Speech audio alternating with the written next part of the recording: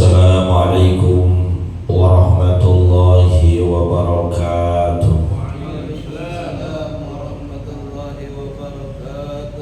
Bismillahirrahmanirrahim. Alhamdulillahi rabbil alamin. Allahumma salli wa sallim ala sayyidina Muhammadin wa ala alihi wa sahbihi ajma'in, amma ba'du. Fa inna asdaqal hadits kitabullah wa khairal hadyi hadyu sayyidina Muhammadin sallallahu alaihi wasallam, wa syarrul umuri muhdatsatuha wa kullu muhdatsatin bid'ah wa kullu bid'atin dhalalah wa kullu dhalalatin finnar. Subhanaka la ilma lana illa ma 'allamtana innaka antal alimul hakim. Rabbi shrah li sadri wa yassir li amri wahlul 'uqdatam min lisani yafqahu qawli. Amin. Yang sama-sama kita hormati dan muliakan para asatidz, para orang tua, para sesepuh, segenap pengurus dan jamaah Masjid Al-Anwar yang dimuliakan oleh Allah. Alhamdulillah kita masih bisa hadir di majelis ilmu, majelis kebaikan, majelis yang insya Allah mengantarkan dan memudahkan kita menuju surganya Allah Subhanahu wa ta'ala. Kita awali pengajian ini dengan membaca suratul Fatihah. Kita lihatkan pahalanya disampaikan kepada pengarang kitab yang kita kaji, yaitu Syekh Muhyiddin Abu Zakaria Yahya bin Syaraf An-Nawawi Ad-Dimashqi, juga kepada orang-orang yang telah berjasa mewakafkan harta dan tanahnya untuk kepentingan masjid kita ini, pada orang-orang tua kita, kakek nenek kita, sanak famili, saudara, serta guru-guru kita yang telah meninggal dunia. Wabil khusus mereka yang pernah menyebarkan ilmunya di tempat kita, di antaranya almarhum almarhumullah Kiai Haji Ahmad Ripian Hidayat LC, almarhum almarhumullah Kiai Haji Abdul Rashid bin Haji Muhammad Siddiq, almarhum almarhumullah Kiai Haji Abdul Rahim bin Haji Muhammad Siddiq, almarhum almarhumullah Kiai Haji Anwar bin Haji Muhammad, almarhum almarhumullah Kiai Haji Abdul Rahman bin Haji Salihun. Semoga Allah Subhanahu wa ta'ala ampuni segala dosa dan kesalahannya, Allah terima amal ibadahnya, Allah jadikan kuburnya raudhah min riyadil jannah biniyatil qabul wa bijahir rasul. Al-Fatihah.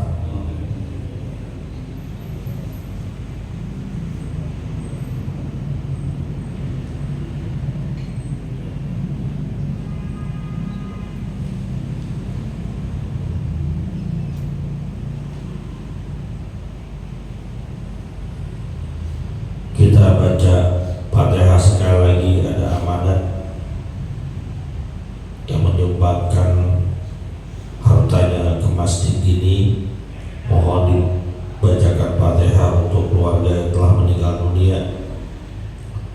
Di antaranya almarhum Bapak Raisin bin Fulan, almarhumah Ibu Raisah binti Fulan, almarhum Bapak Taman bin Raisin, almarhumah Ibu Saodah binti Fulan, almarhum Bapak Saobah bin Sa'ab, almarhumah Ibu Mameh binti Taban, almarhum Bapak Abdullah bin Taban, almarhumah Ibu Keran binti Wahid, almarhum Bapak Sa'ab bin Fulan, almarhumah Ibu Salamah binti Fulan, almarhumah Ibu Nyai binti Abdullah, almarhum Bapak Ramin bin Abdullah, almarhum Bapak Mansur bin Abdullah, almarhumah Siti Rahmah binti Abdurrahman biniyatul qabul. Al-Fatihah.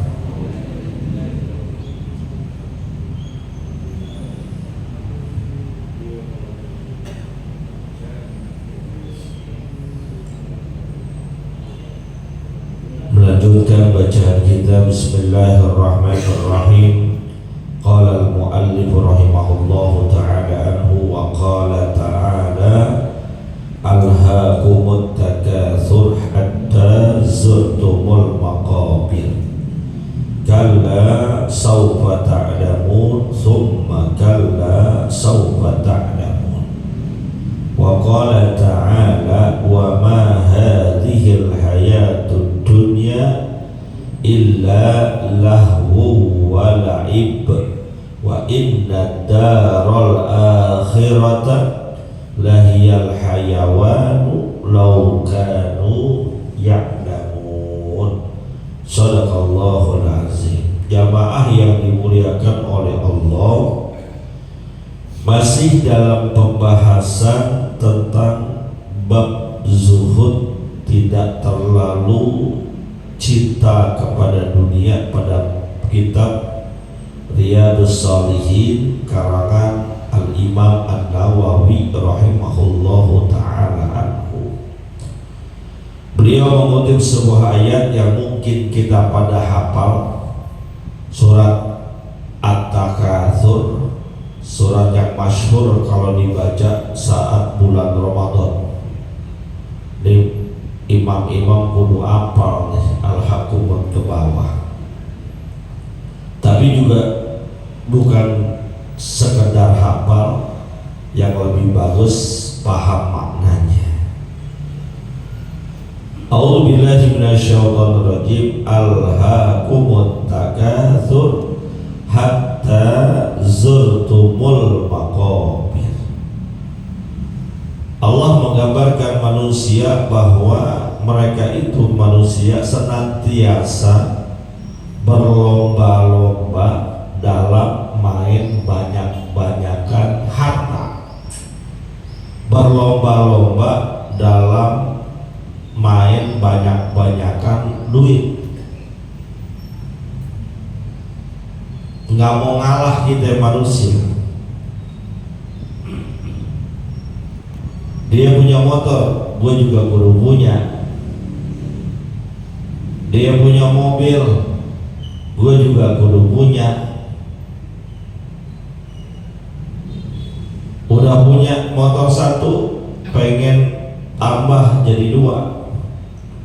Punya mobil satu, pengen tambah jadi dua. Punya bini satu, nggak ada puasnya. Kalau untuk urusan nguber-nguber duit, nguber-nguber harta, nggak ada pemenangnya. Semua merasa kurang. Padahal yang dianjurkan oleh Allah bukan berlomba banyak-banyakan harta, tapi berlomba banyak-banyakin ngumpulin amal kebaikan. Fastabiqul khairat, itu yang dianjurkan. Dia bisa sholat berjamaah, saya juga harus bisa. Dia dengan sedekah, saya juga harus bisa. Dia rajin hadir majlis taklim, saya juga harus bisa. Dia bisa mengasuh anak yatim, saya juga gak mau kalah. Begitu yang dianjurkan.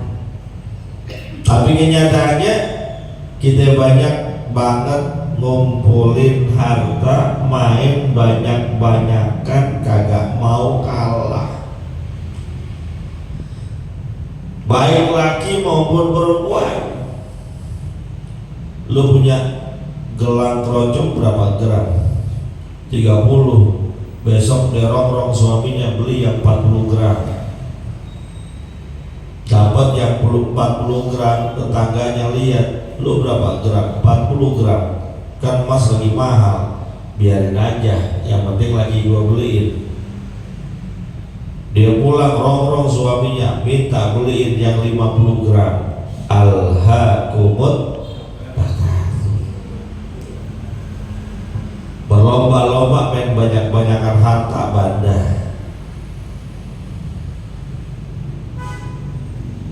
Kapan finishnya, kapan selesainya? Hatta zurtumul maqabir, perlombaan yang tidak ada puas-puasnya, perlombaan yang tidak ada finishnya, sampai manusia tersebut masuk ke dalam lubang kubur, baru berhenti itu main banyak-banyakan harta.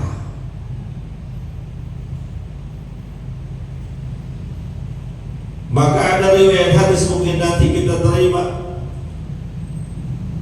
seandainya manusia Allah berikan kepadanya kekayaan sekira-kira 2 gunung Uhud berupa emas, Masya Allah.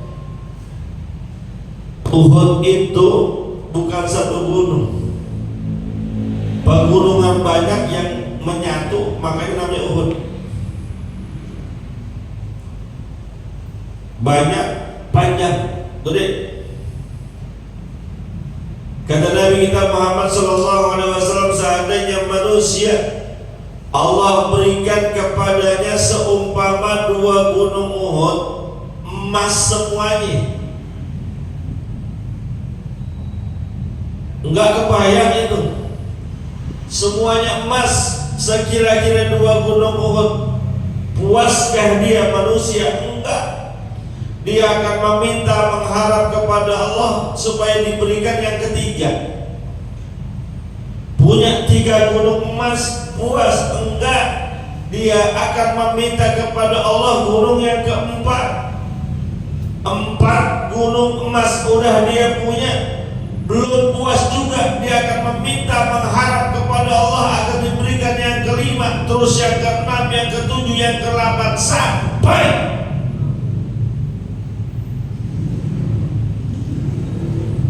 ketika mulutnya sudah kemasukan tanah, baru harapan dan keinginan tersebut berhenti. Kalau masih judulnya hidup, masih judulnya bernapas, masih judulnya doyan makan, doyan minum, lihat duit, terang,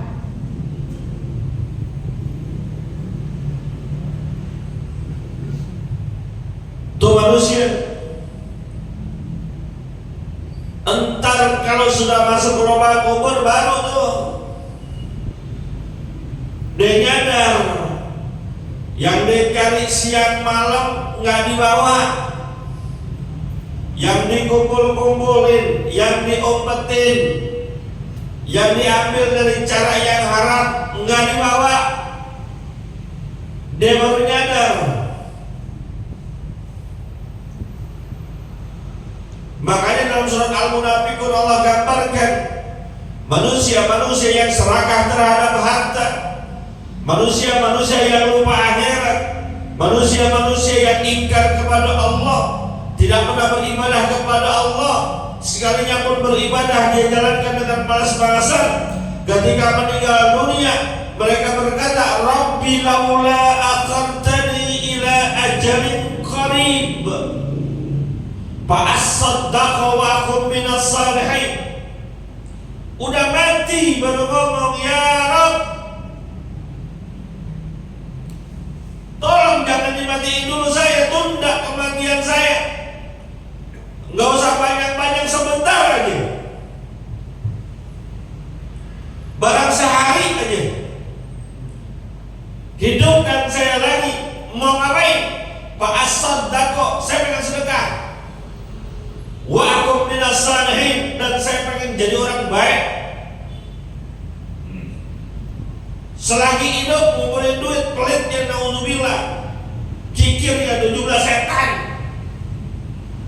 suruh ibadah ogah, sholat kagak mau, majlis taklim alergi, puasa bolong-bolong, zakat gak pernah dikeluarin, haji umrah gak dikerjain, jauh dari Allah. Kira udah meninggal dunia baru ngomong, Pak Sodako saya pengen sedekah ya Allah. Dulu lagi hidup kemana aja? Lagi hidup pelitnya kagak kira-kira. Panitia pasti datang ke rumahnya, bulak-balik gak ketemu-temu. Sekalinya ketemu ngasih 15.000. cuma pakai bel, pakai pagar. Kalau dia masih datang cuma ngasih 15.000 kan kurang tapi pantas itu. Kalau pakai bel, pakai pagar kan rumah orang kaya. Pelit kayak kira-kira. Udah meninggal baru nyesel, baru berangan-angan. Kata ulama, angan-angan dia, harapan dia itu harapan kosong. Angan-angan dia, harapan dia adalah harapan yang gak bakal terwujudkan. Dan sekalinya pun Allah wujudkan, dibalikin lagi hidup di dunia barang sebentar, dikasih kesempatan seminggu lagi, karena janjinya pengen jadi orang baik, pengen jadi orang soleh, pengen sedekah, pengen infak. Seandainya pun Allah kembalikan hidupnya, kata ulama, niscaya orang tersebut nggak bakal memenuhi janjinya. Udah mati pengen dihidupin, janji pengen orang baik, udah dikabulin kagak bakalan. Dikasih waktu seminggu lagi, bukannya ke masjid malah kawin mandi. Mumpung nih masih ada 7 hari nih, gua kawin dulu dah. Emang begitu, janji doang.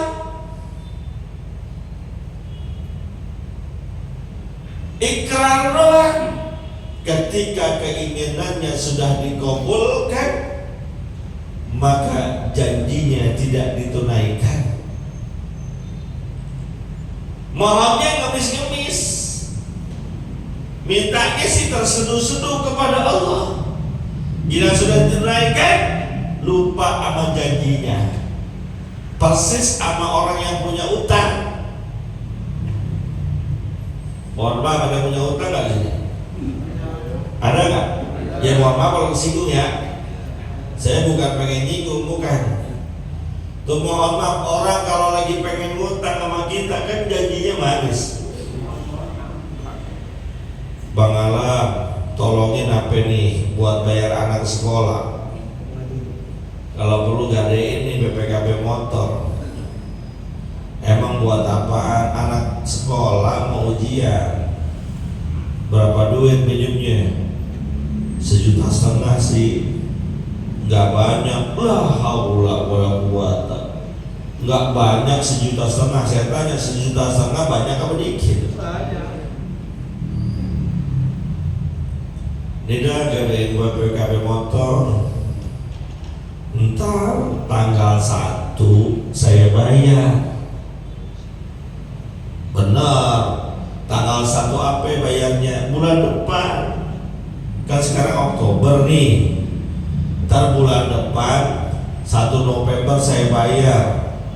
Kalau emang sore saya belum bayar, Bang Alam datang ke rumah saya bawa debt collector juga gak apa-apa. Benar. Iya, kalau belum bikin surat perjanjian. Nah kita yang namanya tetangga, sahabat, kerabat minjem, ya udah nggak usah pakai PPKB motor, lo bawa aja nanti PPKB motor. Kebetulan gue lagi ada nih 1,5 juta, tapi bener janji tuh duit gue mau pakai di bulan depannya lagi. Dan sama meleset, lo meleset gue gagal urusannya. Iya ganti bang, ada bang gaji mata. Begitu bukan gue lagi minjem.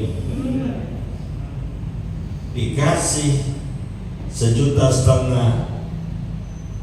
hari lewat, masuk 1 minggu, masuk 2 minggu, masuk 3 minggu. Nih yang ngutangin udah harap-harap cemas nih. Udah 3 minggu. Minggu depan kan tinggal bayar nih 1 bulan.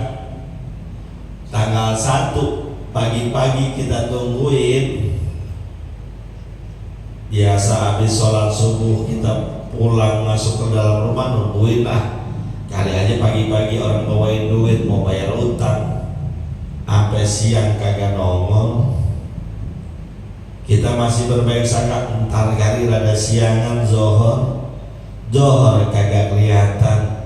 Oh iya sore kali, sore dia bilang kalau belum bayar juga gua ke rumahnya. Sore belum nutup orangnya, kita datang ke rumahnya, ketok-ketok, assalamualaikum, kagak ada yang nongol bisa. Sampai malam WA kagak, assalamualaikum kagak. Ada yang begitu? Ada yang begitu? Kita minjemin nih, udah janji nggak dibayar, ada. Sianan banget ya. Tuh yang bikin kerusak persaudaraan Islam yang begitu. Islam sih ngajarin nih, kalau ada teman kita butuh, tolongin. Dia minjem uang, pinjemin, itu persaudaraan. Wallahu bi aunil abdi ma kana al abdu bi auni akhihi. Allah bakal terus nolongin kita selama kita nolongin saudara kita. Kita pengen ditolongin Allah, maka saudara kita butuh, kita tolongin. Yang ditolongin kagak ngerti-ngerti bisa, kagak ngomong, udah seminggu baru kelihatan. Ketemu nanya, bang, waktu itu kan ada janji tanggal 1 ya, ini udah tanggal 7, bagaimana? Ya Allah bang, Allah maafin banget bang, maafin banget. Kenapa? Saya lagi ada kebutuhan banget. Terus ya belum bisa bayar utang bang Allah. Jadinya bulan depan lagi dah. Iya dah. Namanya orang baik, pengalamannya. Tungguin masuk 2 bulan, bayar apa kagak? Ngilang lagi. Sampai 3 bulan masih kita tagih, masuk 4 bulan, 5 bulan gak bayar, segan naginya udah. Yang punya uang, yang ngutangin udah jadi kayak pengemis. Yang pakai mah enak aja begitu. Jangan kayak gitu. Matlul ghani zulmun. Kita utang sama orang, udah jatuh tempo, uangnya udah ada, masih belum kita mau bayar, zalim hukumnya. Ustaz galak banget, gue sering pinjam duit soalnya gak balik-balik.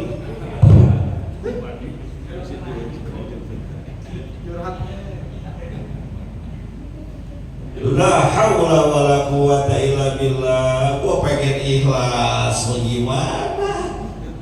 Kagak ikhlas, duit kagak balik.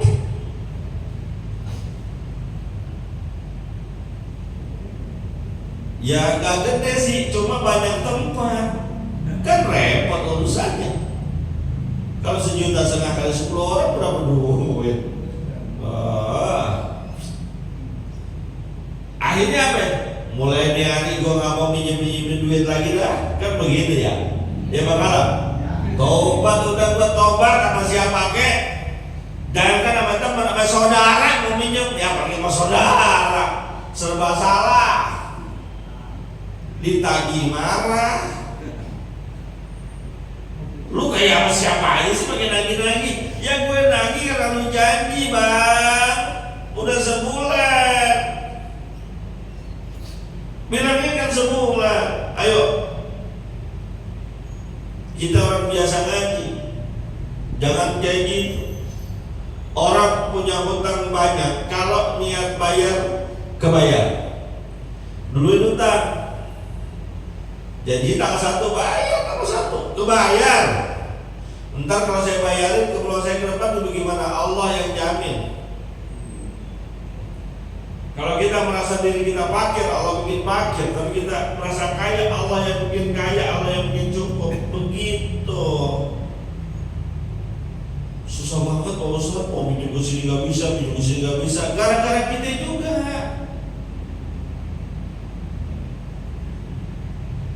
Saya pernah ketemu orang yang kebelenjok sama pinjol. Saya tanya kenapa sih? Ya dia minta tolong juga sama kita. Saya bilang kenapa sih ada pinjol kalau urusan begini-begini. Habis itu gimana Pak Ustaz? Yang gampang dipinjemin cuma pinjol. Saudara susah, teman apalagi pinjam sama saudara kan dikasih, sama teman dikasih. Mungkin gara-gara kita juga. juga.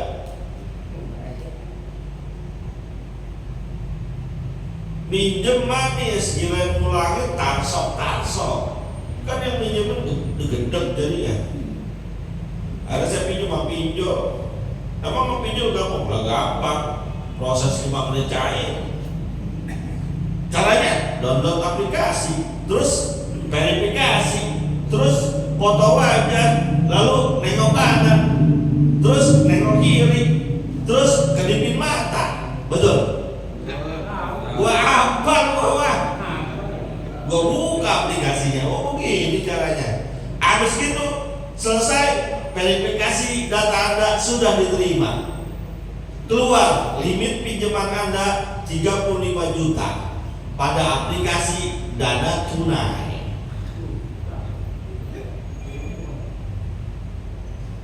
Hati-hati.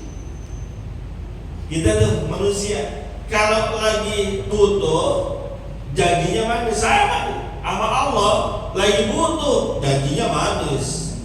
Giliran udah dikasih pahit udah. Baik di kala hidup maupun mati. Nih yang mati aja kata ulama, kalau dikabulkan oleh Allah gak bakal ditunaikan. Itu yang mati, bagaimana yang masih hidup?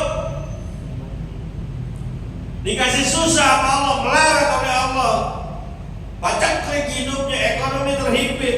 Doa sama Allah, ya Allah kasih jalan keluar, kenapa ya Allah berat banget. Nanti kalau engkau kabulkan semua permohonan, saya akan rajin ke masjid ya Allah, rajin majlis taklim, rajin bantu masjid, rajin ke tempat-tempat kebaikan. Kapan ngomongnya? Lagi susah, lagi melarat. Giliran Allah kasih buka dikit aja, utangnya lunas, anak sekolah kebayar, cicilan-cicilan utang bisa dibayar, di kantong ada duit, ngaji boro-boro. Emang dasaran kagak doyan ngaji. Ngayap ke sono Pantai Anyar, alasan survei ge ada orangnya.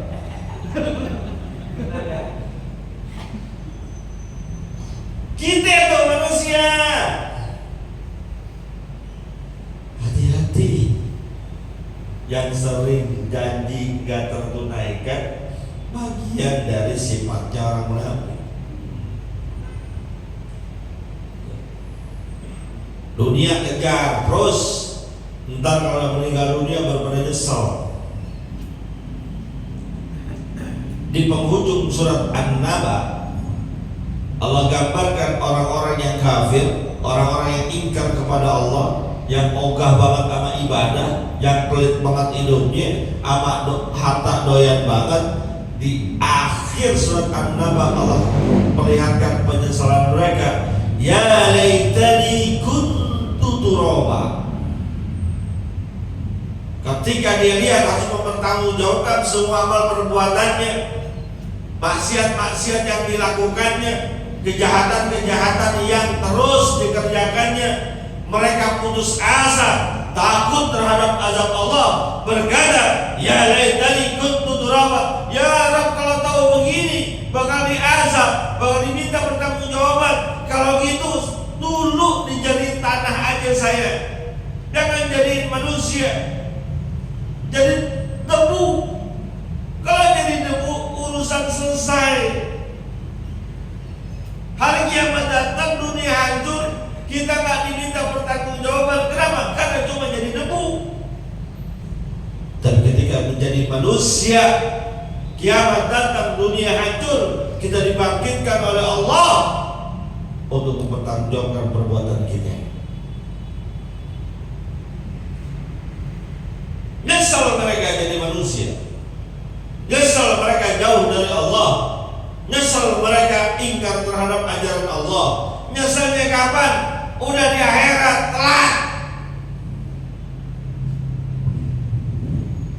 Kalau menyesal di dunia sekarang, masih ada kesempatan tobat, masih ada kesempatan memperbaiki diri, masih bisa kita berbuat sesuai dengan yang diperintahkan oleh Allah. Nyesal sekarang, Kalau di akhirat justru udah nggak bisa, mau gimana lagi? Balik ke dunia, dunia udah hancur.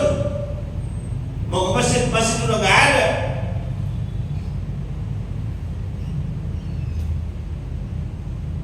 Al-an darul amal, wa ghadan darul jaza. Sekarang di dunia adalah tempatnya kita bercocok tanam, tempatnya kita beramal, tempatnya kita beribadah, memperbaiki diri sekarang.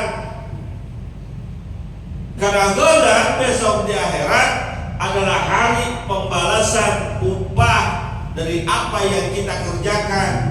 Kalau kebaikan yang kita kerjakan, upahnya baik. Tapi kalau keburukan yang kita lakukan, balasannya buruk. Kebaikan dibalas dengan surga, keburukan dibalas dengan neraka.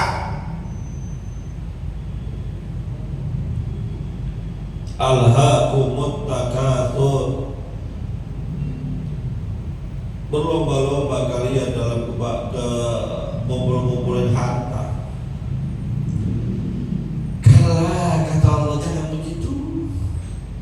Saufa ta'lamun, suatu saat kalian akan tahu bahwa yang kalian perlombakan itu gak ada harta, gak ada gunanya. Yang kalian kumpulkan itu gak ada artinya. Yang kalian buat bangga-bangga itu enggak membuat kebanggaan di akhirat. Enggak. Kalau di dunia mah bisa kita bangga-bangga sama harta. Lo tinggal di mana? Gua ngontrak. Ya ngontrak. Gua dong lo lihat rumah tingkat 2. Kata yang tingkat 2, timbang tingkat 2. Rumah gua tuh tingkat 3. Kata yang tingkat 3, baru lo tingkat 3. Rumah gua tuh tingkat 17. Gila gede amat, rumah susu. Yang penting apartemen mewahan dikit, rumah susun.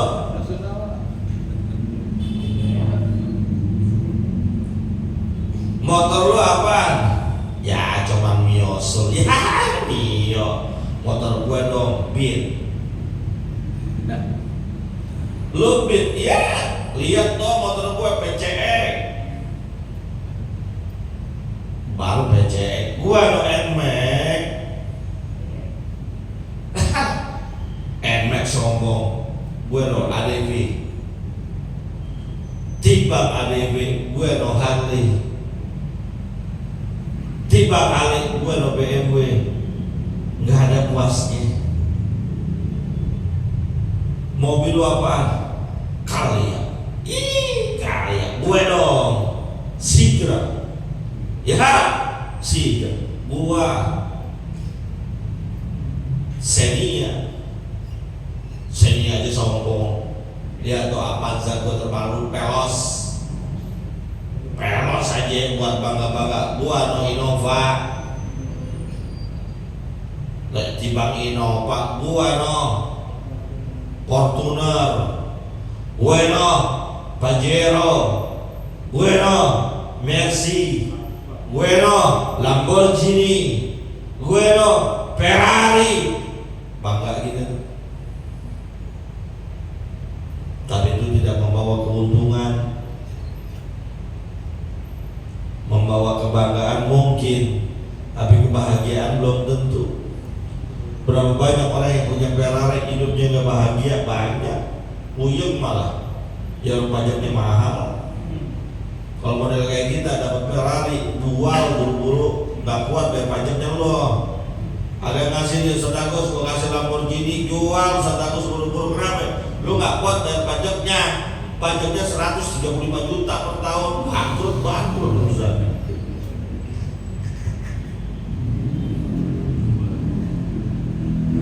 Atau sedang jangan ke Lamborghini, saat batu cincin aja gua jual.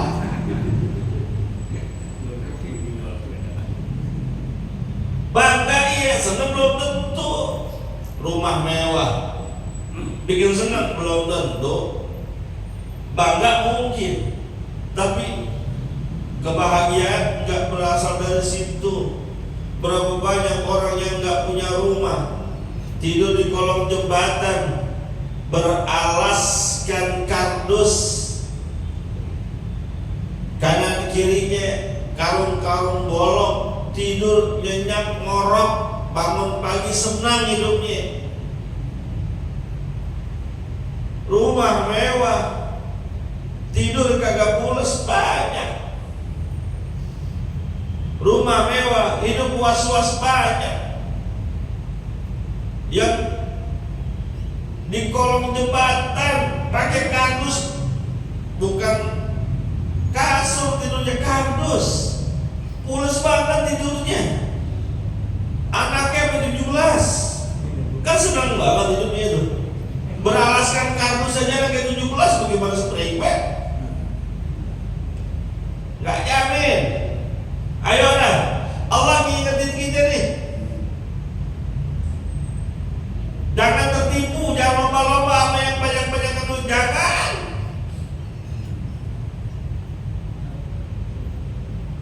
Entar kalau udah pada meninggal dunia baru pada sadar bahwa itu bukan sebuah kebanggaan. Wa qala ta'ala, firman Allah Subhanahu wa ta'ala yang lain, wa ma hadhil hayatud dunya, dan tidaklah kehidupan di dunia ini illa lahwun, kecuali hanya sesuatu yang melalaikan. Semakin kita cinta dunia, semakin membuat kita lalai terhadap akhirat. Semakin kita kejar dunia, semakin kita tinggalkan akhirat. Itu udah pasti. Sifatnya lahun. Lahun itu bikin lalai. Semua yang urusan sama dunia bikin lalai, apapun itu. Mau kerjaan bikin lalai, hobi juga bikin lalai. Hobi, ada orang yang gara-gara hobinya lalai sama dunia, sama akhirat banyak. Apa iya Pak Ustaz? Iya. Ada orang hobi main burung. Hobi main burung. Burung dibeli, harganya mahal. Dia mainnya udah main kelas atas. Nggak main lambat ya, lambat tiba peko. Nggak main. Apalagi kita kukur. Bunyinya kalau nggak cetak doang. Ya. Minimal dia main murai. Murai anakannya aja 1.500.000, itu belum jadi. Kalau udah jadi minimal 3 juta. Apalagi yang udah bisa banyak suara, 4 juta, 5 juta. Yang kontes bisa 75 juta. Murai. Betul. Dia beli murai mahal-mahal 3 juta, 4 juta, 5 juta, 6 juta sampai 10 juta. Sanggup belinya, sanggup merawatinya. Giliran korban kagak sanggup, cuma 3,5 juta, kan saya udah kalah. Ada yang begitu. Maka saya sering bilang sama teman-teman, lo punya burung bagus-bagus, mahal-mahal, datang hari ini ada, jual burung lo.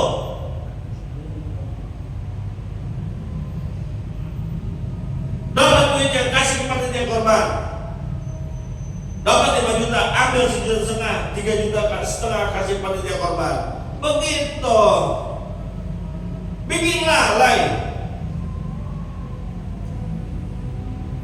Apalagi hobi kita. Hobi saya karaokean, Pak Ustaz. Bikin lalai. Bikin lalai. Bagaimana bikin lalai? Lu karaokean, karaokeannya keluar Inul Mista, paket 2 jam 250.000. Dapatnya teh manis kecer gelas 4. Masa dibang nyanyi? Iya, kalau dibang nyanyi orang ke karaoke lu nyewa LC. LC apa Ustaz? LC lu kagak tahu. Pemandu karaoke mana pakai segini.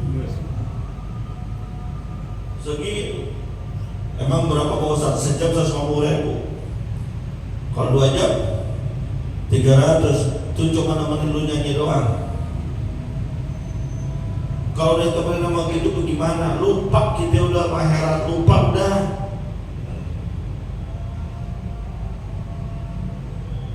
Lahun, ini bikin lalai. Walaibun, permainan. Filosofinya sebuah permainan akan berakhir, ada masanya. Main apa aja ada masanya.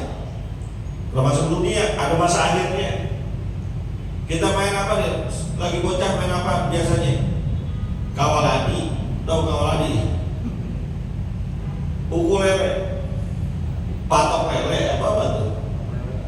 Hah? Gelatik, iya tuh gelatok kadal. Jadi juga tuh. Emang terus-terusan main tuh nggak berakhir. Main keleci, main gundu, berakhir semua. Ini teman main gundu saya nih. Dulu waktu kecil teman saya main gundu nih, temen dia curang dulu. Jago mah jagoan saya kali.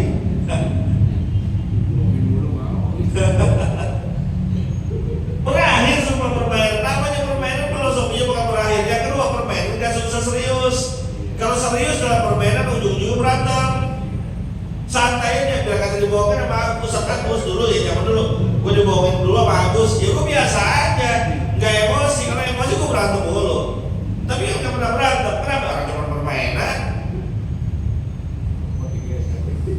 Begitu filosofinya. Ini permainan, sedang gurau, main-mainan doang, bikin lalai. Gue usah serius-serius. Wa inna darul akhirah, sesungguhnya rumah akhirat, negeri akhirat, lahir hayawan, itulah kehidupan yang sebenar-benarnya, yang kekal. Laukanu ya'lamun, kalau kalian benar-benar memahami dan mengetahui. Cuma mudah dikasih tahu, pura-pura kagak tahu. Mudah-mudahan Allah Subhanahu wa taala jadikan kita hamba Allah ya, nggak tertipu dunia. Kejar dunia boleh, tapi jangan tertipu. Dunia jangan dikejar-kejar. Kalau nggak dikejar lo nggak dapet apa-apa. Ntar diambil orang semua. Bangun masjid susah, bangun pesantren susah. Kejar boleh, tapi jangan tertipu. Al-Fatihah.